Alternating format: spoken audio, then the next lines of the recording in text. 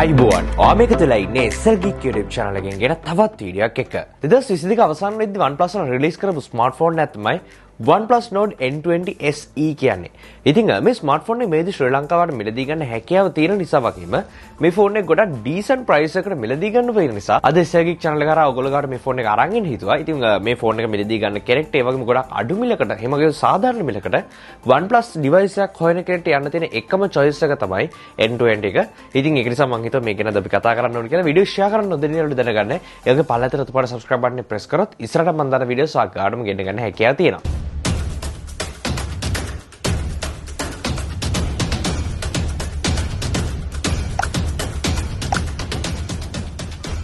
OnePlus Nord N20 SE එකේ විශේෂත්වය තමයි මේ ස්මාර්ට්ෆෝන් එක එන්නේ ගොඩක් ඩීසන්ට් ස්පෙක් එකක් එක්ක. ඒ වගේ මේ විදිහට ශ්‍රී ලංකාවේ තියෙන ගොඩක් ස්මාර්ට්ෆෝන්ස් වල ප්‍රයිසස් එක කම්පෙයාර් කරද්දී මේ OnePlus කියන බ්‍රෑන්ඩ් නේම් එකත් එක්ක කම්පෙයාර් කරද්දී ගොඩක්ම හොඳ ප්‍රයිස් එකකට මේක මේ විදිහට ශ්‍රී ලංකාවේ මිලදී ගන්න හැකියාව තියෙනවා. රුපියල් 59990කට ද ස්මාර්ට්ෆෝන් ෂොප් එකෙන් තමයි මම මේක මිලදී ගත්තේ. ඒගොල්ලන්ගේ contact details හැමදාම පල්ලා description එකේ දාලා තියෙනවා. ඒක මෙතනදී ඔයාලට 1 year warranty එකක් ලැබෙනවා. ඉතින් device එක ගැන ගොඩක් දේවල් කතා කරන්න තියෙන ඊට කලින් අපි බලමු අපිට unboxing එක කොහොමද බලා ගන්න හම්බුනේ කියලා. මේකේ box එක තමයි Nord N20 SE එක අපිට ලැබෙන්නේ. ඔයගොල්ලෝ පිටේ box එක ගොඩක් simple box එකක්. සාමාන්‍ය OnePlus unboxing එක තමයි experience කරන්න හම්බෙන්නේ. box එක open කරගත්තා පස්සේ මේ වගේ අපිට papers ඒ වගේම අපිට තවදුරටත් SIM removal tool එක ඒ වගේම අපිට back cover එකක් බලා ගන්න හම්බෙනවා. ඊට පස්සේ තමයි අපි device එක බලා ගන්න හම්බෙන්නේ. device එක පැත්තකින් තිබ්බ තවදුරටත් අපිට බලා ගන්න හම්බෙනවා 33 watt fast charging adapter එකක් එක්කම තවදුරටත් type C charging cable එකක්. ඉතින් මේ දේවල් ටික තමයි අපිට package එකේ බලා ගන්න හම්බෙන්නේ. මේ colours කිහිපයක් available. ගොඩක් වෙලාවට ඔයගොල්ලන්ට black color එකකින් තමයි මේක මිලදී ගන්න හම්බ වෙන්නේ. ෆෝන් එකේ spec එක ගැන කතා කරනකොට ඔයගොල්ලෝ මේ වෙලාවේදී දන්නවා OnePlus කියන ගොඩක් වෙලාවට high end target කරපු smartphone series එකක්. එහෙම නැත්නම් smartphone brand එකක්. හැබැයි මේකට 2020 විතර අඩිය තියද්දී මේ තිබෙන situations ඔක්කොමත් එක්ක මේගොල්ලෝ තීරණය කරන mid range වලට එන Nord කියන series එකත් එක්ක කොහොමද Nord N20 එක release වෙන budget smartphone එකක් විදියට. ඒ විදිහට මම වැරදි නැත්තම් මේක තමයි මේ වෙද්දි OnePlus ලගේ market එකේ ගන්න තියෙන ගණන් අඩුම smartphone එක. ඉතින් OnePlus කියන්නේ ගොඩක් වෙලාවට හොඳ නමක් Android සම්බන්ධයෙන් දිනාගෙන ඉන්න brand එකක්. ඉතින් මේ brand එක experience කරන්න ඕන කෙනෙක්ට ගොඩක් ලොකු මුදලක් වියදම් නොකර යන්න පුළුවන් smartphone එකක් තමයි මගේ අතේ මේ තියෙන්නේ N20 SE එක. ෆෝන් එක අතරේ තියෙන පළවෙනියට පේන දේ තමයි මේකේ තියෙන display එක. ඔයගොල්ලෝ පේන දේ අඟල් 6.56ක display එකක් තියෙනවා.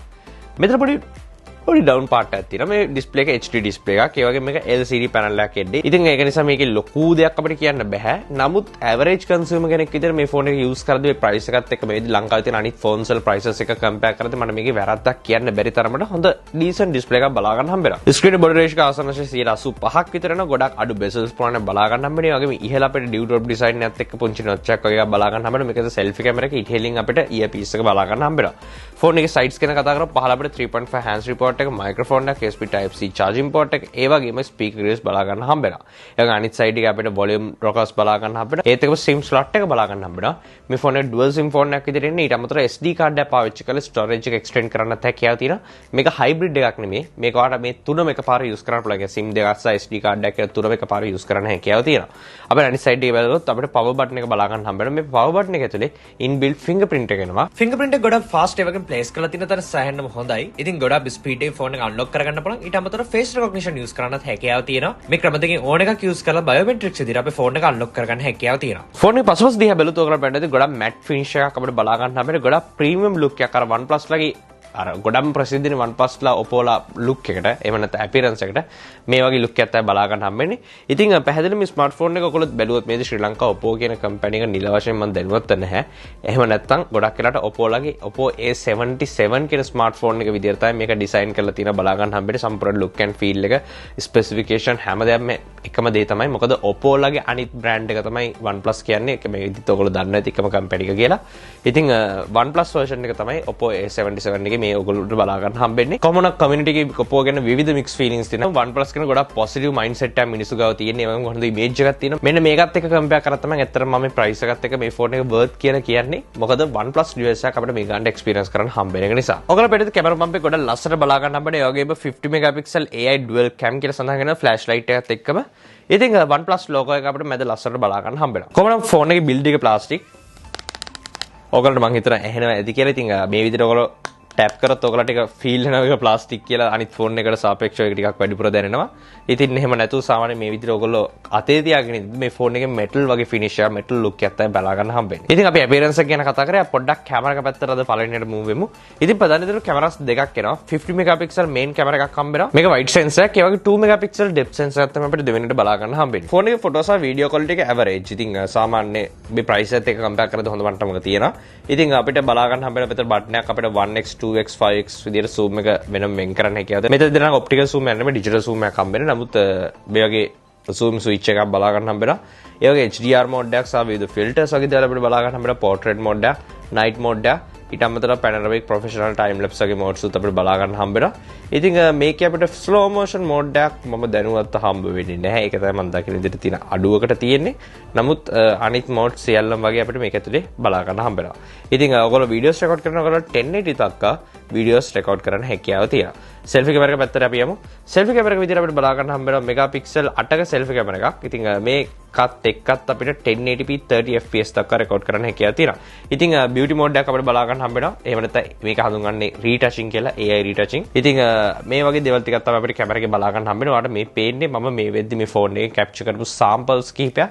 ඔයාලට තේරුම් ගන්න පුළුවන් ෆොටෝ එකේ quality එක කොහොමද, ඒ වගේ මෙයා lightning handle කරන්නේ කොහොමද, ඔයාලට පෙඩ සමහරත් තැන්වලදී අතර ගොඩක් decent විදිහට perform කරනවා. සාමාන්‍ය price point එකක් එක්ක ගන්නදී මම ඒක සෑහෙන්න කැමති. ඉතින් සමහරත් තැන්වලදී පොඩි පොඩි drawbacks නැතුවා නොවේ. නමුත් overall ගණිතදී සාමාන්‍ය කැමරා එක ගොඩක් හොඳට perform කරනවා බලා ගන්න හම්බ වෙනවා. ඉතින් මේ විදිහට තමයි මගේ overall experience එක camera experience එක Nord N20 SE එකේ. අපි operating system එක පැත්තට යමු. මේ ෆෝන් එක මේ විදිහට රන්නන්නේ Android 12. ඉතින් මේ ෆෝන් එකේ කිසිම ප්‍රශ්න නැතුව අර සියලුම Android features experience කරන්න හැකියාව තියෙනවා. කිසිම ගැටලුවක් නැහැ. Android සියල්ලම වැඩ. ඒ වගේ Google application pre-install විදිහට ලැබෙනවා. ඉතින් ඊට අමතරව ඔයගලන්ට මේ ෆෝන් එකේ 4GB RAM එකක් බලා ගන්න හම්බෙනවා. තවත් interesting දෙයක් දැක්කා. මේ RAM එක තවදුරටත් තවත් 4GB දක්වා වැඩිපුර extend කරන්න හැකියාව තියෙනවා. මේක වෙන්නේ මෙහෙමයි. මම කලින් වීඩියෝ කතා කරලා තියෙන ස්මාර්ට්ෆෝන් වල RAM එක ඒ වගේම කම්පියුටර්ස් වල RAM එක කොහොමද වැඩි කරන්නේ කියලා ස්ටෝරේජ් එක යූස් කරලා මේක ටිකක් දිග කතාවක් නිසා මේ වීඩියෝ එක අතරට අරගන්නේ නැහැ. නමුත් ඔයගලන්ට තේරුම් ගන්න ඕනේ දේ තමයි ඔයගලන්ට 4GB RAM එක සහ තවදුරටත් 4GB extend කරගන්න හැකියාව තියෙනවා. මේක අරතර 100ක් effective නෑ. නමුත් යම් කිසි දුරට effective මේ විදිහට RAM එකක් ඔයගලන්ට add කරගන්න හැකියාව තියෙනවා. virtual RAM එකක් විදිහට. එහෙම නැත්නම් virtual memory එකක් විදිහට. ඉතින් මේ විදිහට ඔයගලන්ට RAM එක expand කරන්නත් අවස්ථාව ලබා දීලා තියෙනවා.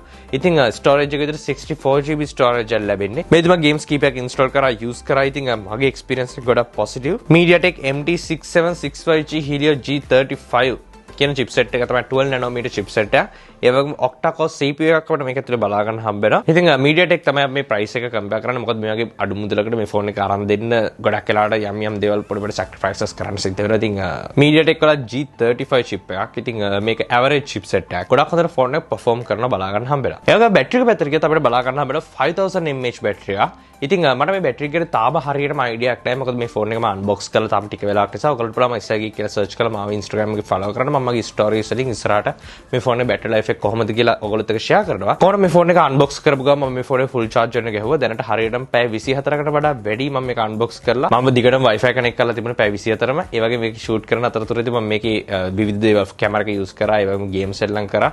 තාමත් බැටරි එක 91ක ප්‍රමාණයක් ඉතුරු වෙලා තියෙනවා. සමස්තයක් විතර ගොඩක් ලොකු වෙලා මම මේක display එක on කරගෙන ඉඳලත් මේ වගේ බැටරි ප්‍රමාණයක් තමයි බලා ගන්න හම්බෙන්නේ. ඉතින් සාමාන්‍ය OnePlus වගේ බැටරි ඔප්ටිමයිසේෂන් හොඳ මට්ටමක තියෙනවා. ඊටත් වඩා මේ ෆෝන් එකක 33 watt fast charge එකක් ලැබෙනවා. මේකත් එක්ක තව ඉක්මනට මේ ෆෝන් එක charge කරගන්න අවස්ථාවක් තියෙනවා. හරි. අද අපි කතා කරේ OnePlus Nord N20 SE එක ගැන. ඉතින් මේ ෆෝන් එක ගැන විස්තර මම තවදුරටත් පල්ලා description එකේ දාලා තියෙනවා. වගේම SL Geek blog එකට ගියොත් ඔයාලට තවදුරටත් විස්තර කියවන්න හැකියාව තියෙනවා. ඉතින් මොකද ෆෝන් එක ගැන හිතන්නේ? අනිවාර්යෙන් පල්ලෙන් කමෙන්ට් කරන්න. ඉතින් අපි අද කතා කරේ OnePlus Nord N20 SE ගැන. මොකද මේ ෆෝන් එක ගැන හිතන්නේ කියලා අනිවාර්යෙන් පල්ලෙන් කමෙන්ට් කරන්න. වීඩියෝ share කරන්න නොදැන්නේට දැනගන්න. ඒ වගේ පල්ලෙතර තුමා subscribe button press කරොත් ඉස්සරහට මම දාන වීඩියෝස් ආගාවටම ගෙනගන්න පුළුවන්. අපි ආයතන තිරිග හැම එකක් ඔයාලා හැමෝටම සුබ දවසක්.